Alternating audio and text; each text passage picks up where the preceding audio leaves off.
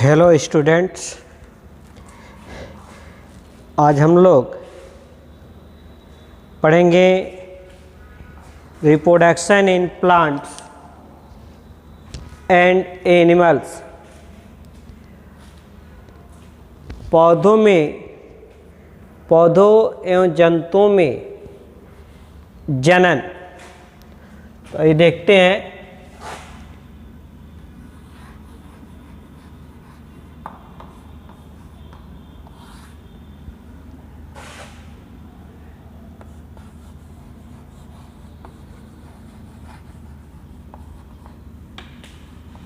reproduction in plants and animals।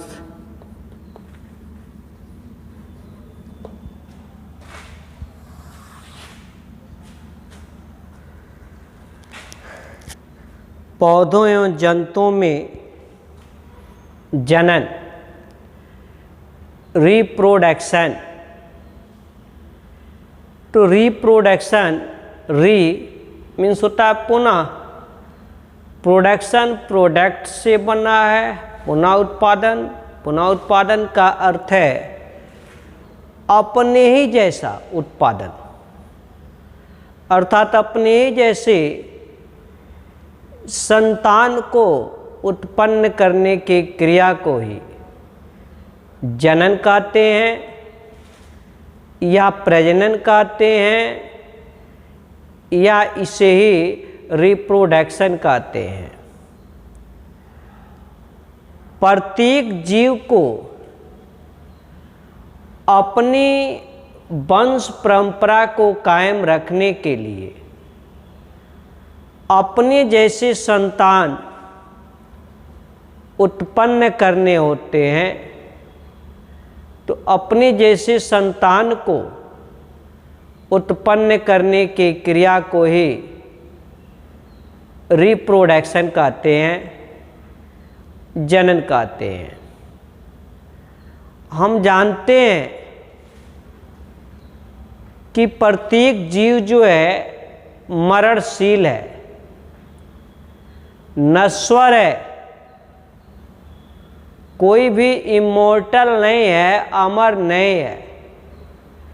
अर्थात जो जन्म लेता है उसकी मृत्यु होती है, फिर भी उस जीव का अस्तित्व इस पृथ्वी पर बना हुआ है। आखिर क्यों? तो प्रत्येक जीव मरने से पूर्व अपने जैसे संतान को उत्पन्न करते हैं। तो अपने जैसे संतान को उत्पन्न करने की क्रिया को ही हम रिप्रोडक्शन कहते हैं, जनन कहते हैं। और जनन का जीवों के जीवन चक्र में क्या महत्व है? What is importance in life cycle of organism? कि जीवों के जीवन चक्र में जनन का क्या महत्व है? तो पहला है कि जनन क्रिया के द्वारा प्रत्येक जीव अपने समान जीवों की संख्या में वृद्धि करते हैं, अर्थात वो अपनी वंश वृद्धि करते हैं।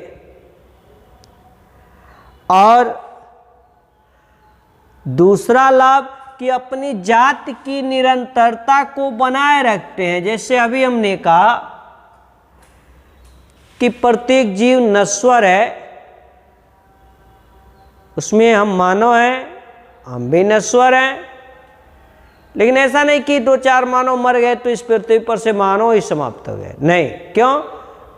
क्योंकि वो जनन क्रिया करते हैं। अपने जैसे संतान को जन्म देते हैं, इसलिए इस पृथ्वी पर मानव की निरंतरता बनी रहती है। तो दूसरा लाभ हो गया कि अपनी जाति की निरंतरता को बनाए रखते हैं। ऐसे तीसरा है कि जनन द्वारा आनुवांशिक लक्षण जीवों से संतानों में वंशांगत होते रहते हैं, जिससे संतान अपने जनकों के समान होते हैं।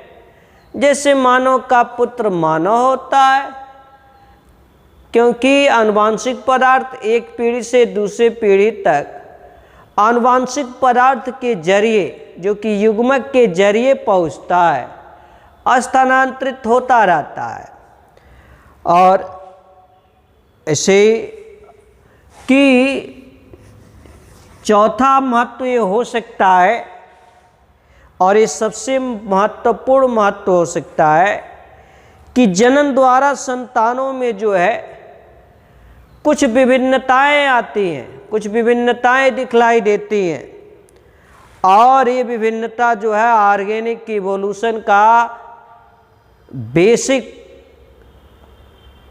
पहलू होता है, बेसिक अर्थात आधार होता है, जिससे ऑर्गेनिक इवोल्यूशन होता है, जैव विकास होता है। और अगला कि विभिन्नताएं स्पीशीज अर्थात जाति की उत्तरजीविता को बनाए रखती हैं। ये जो है जीवों के जीवन चक्र में जनन के कुछ महत्वपूर्ण लक्षण हैं। ऐसे है कि creation of its copy bye an organism, creation of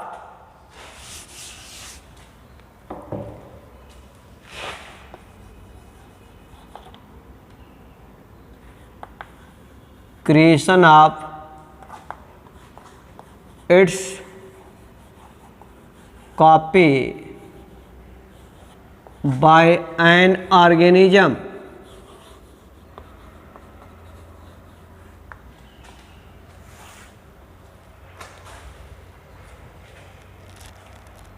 कि जीवों द्वारा अपनी प्रतिकृति का सृजन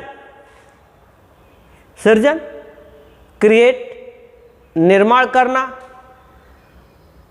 प्रतिकृति मतलब क्या? फोटोकॉपी, कि जीव द्वारा अपने ही जैसे जीव का निर्माण करना। कभी कभी तो बिल्कुल मिलता जुलता है। तो जो लक्षण आप पीछे क्लासों में पढ़े होंगे, आगे भी पढ़ेंगे, कि जो लक्षण माता पिता से जनकों में स्थानांतरित होता है, उस लक्षण को आनुवांशिक लक्षण कहते हैं, और स्थानांतरित होने की क्रिया को आनुवांशिकता कहते हैं। तो इस प्रकार से ये जो है प्रतिकृति क्या है, मतलब डुप्लीकेशन कभी कभी देखने को मिलता है, कि कुछ लक्षण इतना मिलता है कि कहते हैं लोग कि इस पुत्र जो है अपने बिल्कुल पिताजी के समान है। तो हम बता रहे थे कि कुछ संतान ऐसे होते हैं जिनका अधिकांश लक्षण जो है, जैसे उनके नाक की बनावट, मुंह का बनावट, उनका बोलने का शैली, बाल, ये सब जो है पिता से या जनक से मिलता है, तो कहते हैं कि लगता है कि उनका क्या है, फोटोकॉपी है। वैसे जीवों द्वारा जो है अपने प्रतिकृति का सृजन किया जाता है। कैसे होता बे? कि प्रत्येक जीव की कोशिकाओं में, प्रत्येक जीव की कोशिका के केंद्रक में क्रोमैटिन नामक तंतु पाए जाते हैं, और इस क्रोमैटिन के सिकुड़े हुए रूप को ही वाल्डेयर नामक वैज्ञानिक ने गुणसूत्र कहा था, जिसे क्रोमोसोम्स कहते हैं, गुणसूत्र कहते हैं, इसे आनुवांशिक पदार्थ डीएनए कहते हैं। और डीएनए का वह छोटा से छोटा खंड जिन पर आनुवांशिक कूट मतलब जेनेटिक कोड निहित होता है, उस छोटे से खंड को हम क्या कहते हैं? जीन कहते हैं। और जब युग्मक निर्माण होता है, गैमेटोजेनेसिस युग्मक जनन की क्रिया होती है, तो उस समय अर्धसूत्री विभाजन होता है जनन कोशिकाओं में, जिससे युग्मक का निर्माण होता है। तो अर्धसूत्री विभाजन में क्या? एक मात्र कोशिका से 4 पुत्री कोशिकाओं का निर्माण होता है। शरीर के विकास में दैहिक कोशिकाओं में समसूत्री विभाजन होता है, अर्थात एक कोशिका से 2 पुत्री कोशिका का निर्माण होता है। तो संतत कोशिकाओं में गुणसूत्र को भी जाने के लिए अपने जैसे गुणसूत्र की एक प्रतिलिपि, हुबहू प्रतिलिपि तैयार करनी होती है।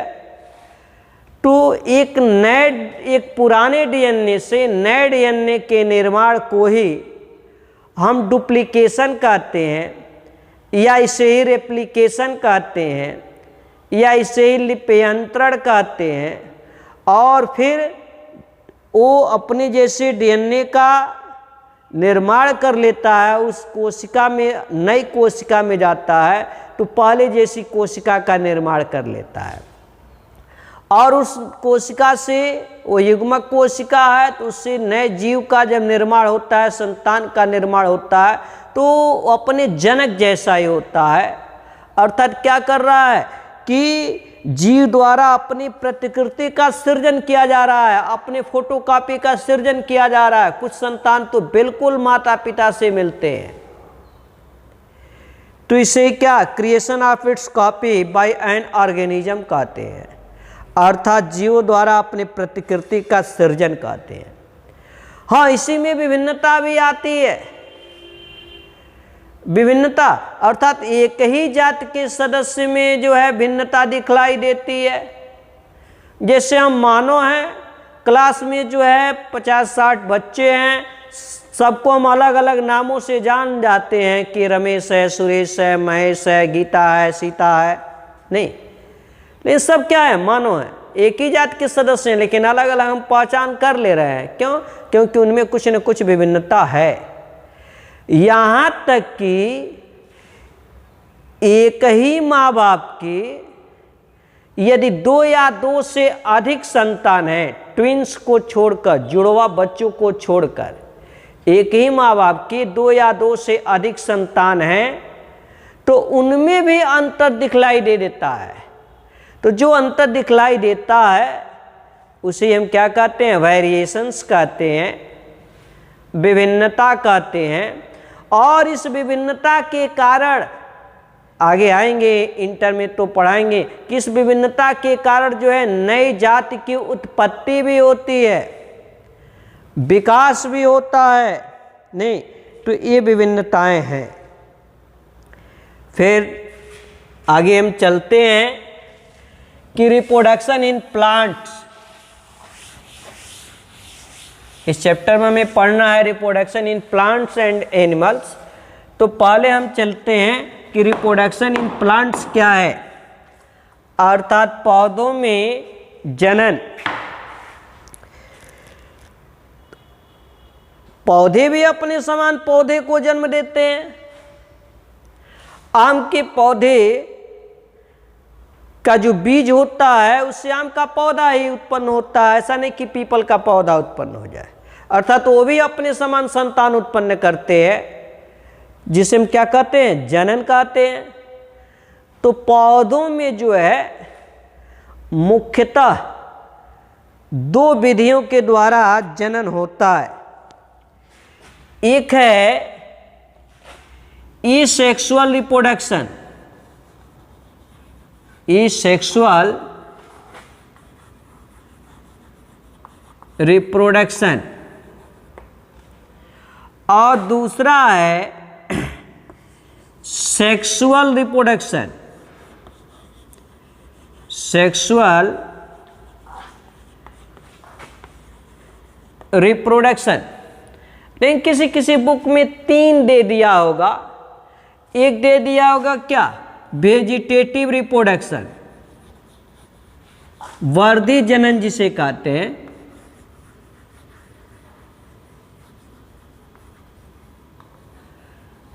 यहां 2 ही दिया है, एसेक्सुअल और सेक्सुअल। तो वेजिटेटिव रिप्रोडक्शन का भी अध्ययन हम सेक्सुअल के अंतर्गत यहां करेंगे। एसेक्सुअल रिप्रोडक्शन, अलैंगिक जनन, यदि कोई एकल जनक सिंगल पेरेंट्स, एकल जनक अर्थात किसी जाति का कोई एक ही सदस्य यदि अपने जैसे संतान की उत्पत्ति करता है तो इस प्रकार के जनन को अलैंगिक जनन कहते हैं, ये सेक्सुअल रिप्रोडक्शन कहते हैं। इसमें 2 विविध लिंग के या प्रभेद के सदस्यों की आवश्यकता नहीं होती। 2 युग्मक कोशिकाओं का आपस में संयोजन नहीं होता, 2 केंद्रकों का आपस में संयोजन नहीं होता, 2 कोशिका के कोशाद्रव्यों का आपस में संयोजन नहीं होता। केवल अकेले एक ही जनक जो है अपनी जैसे संतान की उत्पत्ति करता है, तो इस क्रिया को हम एसेक्सुअल रिप्रोडक्शन, अलैंगिक जनन कहते हैं। और पौधों में एसेक्सुअल रिप्रोडक्शन की अनेक विधियां हैं। जैसे पहला है फ्यूजन। यदि एसेक्सुअल रिप्रोडक्शन हम देखें तो अनेक विधियां हैं। इसमें पहला है फ्यूजन। फ्यूजन अर्थात क्या भाई, विखंडन।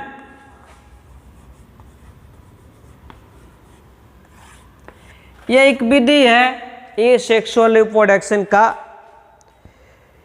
जैसे इस विधि के द्वारा जीवाणुओं में जनन होता है, यह अधिकांशतः एक कोशिकीय जीवों में जनन होता है। इनमें जो है कोशिका, एक कोशिकीय जीव यूनिसेलुलर ऑर्गेनिज्म, इनमें कोशिका जो है सूत्री या असूत्री विभाजन के द्वारा 2 या 2 से अधिक खंडों में बट जाती है, टूट जाती है, और प्रत्येक एक खंड जो है एक नए जीव, एक नए सदस्य की उत्पत्ति करता है। तो इसे क्या हम फ्यूजन कहते हैं, विखंडन कहते हैं। विखंडन द्वारा अलैंगिक जनन है। नहीं, जैसे जीवाणुओं में ऐसा होता है, प्रोटोजोअन्स अर्थात जो प्रोटोजोआ संघ के हैं, जैसे अमीबा है, यूग्लिना है, इसमें भी ऐसा होता है। या मलेरिया परजीवी जो है प्लाज्मोडियम है, उसमें भी जो है विखंडन के द्वारा जनन होता है। इसमें 2 सदस्यों की आवश्यकता नहीं पड़ी, कहीं पर भी 2 केंद्रक आपस में नहीं मिल रहे हैं, तो क्या है, विखंडन के द्वारा। ऐसे दूसरा spore formation. Spore formation, spore formation अर्थात बीजाणु निर्माण। स्पोर मीन्स क्या होता है, बीजाणु। बीजाणु निर्माण, बीजाणु निर्माण की कम विकसित पादपों में दृढ़ आवरण वाली विशेष एक कोशिकीय संरचना बनती है। तो दृढ़ आवरण वाली विशेष एक कोशिकीय संरचना ही स्पोर्स कहलाता है, बीजाणु कहलाता है।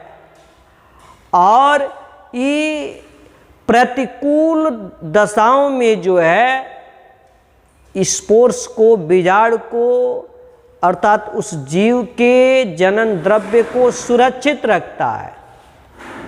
और जब अनुकूल परिस्थिति आती है तो नमी को, ह्यूमिडिटी को अवशोषित करके, जल को अवशोषित करके ये बीजाणुओं का अंकुरण होता है और नए जीव की उत्पत्ति होती है, नए सदस्य की उत्पत्ति होती है। नहीं, तो बीजाणुओं के द्वारा होता है। ऐसे बडिंग, मुकुलन के द्वारा भी अलैंगिक जनन होता है। बडिंग अर्थात मुकुलन, ये भी एक कोशिकी में अधिकांशता होता है, कुछ बहुकोशिकी में भी होता है, जैसे हाइड्रा में भी होता है। लेकिन एक कोशिकी जैसे ईस्ट है, यदि यह ईस्ट है तो इसके ऊपर जो एक आउटग्रोथ, उभार जैसी संरचना निकलता है, इसका केंद्रक जो है विभाजित होकर और एक केंद्रक इसमें चला आता है। जब ये परिपक्व होता है तो पूरी इसकी भित्ति मिलती है और सिकुड़ता है, फिर जो है ये मातृ पौधा से अलग हो जाता है और अलग ईस्ट का निर्माण कर लेता है। तो क्या है? बड है, बड के द्वारा दूसरे ईस्ट का निर्माण हुआ, तो इस क्रिया को बडिंग कहते हैं या मुकुलन कहते हैं। मुकुलन के द्वारा भी जनन क्रिया होती है। और फिर है खंडन, फ्रेगमेंटेशन।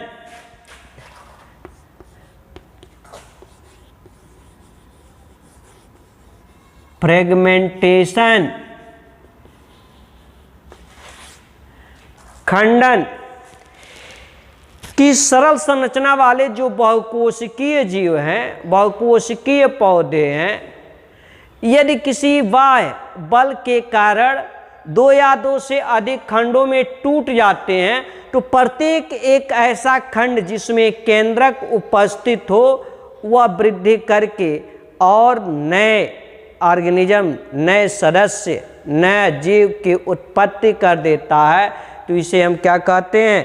खंडन कहते हैं। जैसे स्पाइरोगायरा तंतुओं संरचना है, और यह स्पाइरोगायरा शैवाल है और ये तंतुओं संरचना ऐसी, और यदि यह जल के दबाव के कारण जो है छोटे छोटे खंडों में टूट गया ऐसे, तो प्रत्येक एक ऐसा खंड जिसमें केंद्रक हो, ये वृद्धि करके नया स्पाइरोगायरा बना लेगा। नहीं, तो ये रहा ये सेक्सुअल रिप्रोडक्शन। और इसी में जो है वेजिटेटिव रिप्रोडक्शन, वर्धी जनन को भी जोड़ा गया है। नहीं, तो कायिक जनन या प्रवर्धन नेक्स्ट वीडियो में हम लोग पढ़ेंगे।